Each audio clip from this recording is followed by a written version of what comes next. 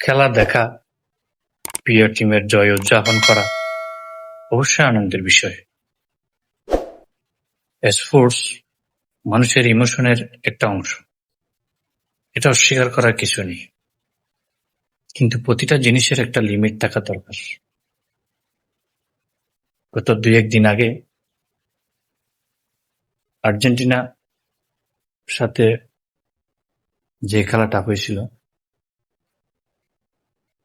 যেভাবে ওই খেলাকে ভিত্তি করে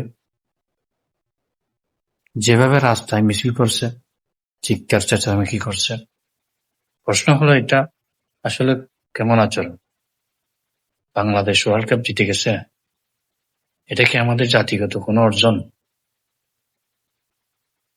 আমরা অনেক সময় নিজেদের অর্জনের অভাবটা অন্যের অর্জন দিয়ে পূরণ করতে চাই। অন্য দেশের, অন্য দলের সাকসেসকে এমনভাবে সেলিব্রেট করি যেন সেটা আমাদের নিজেদের বিজয়।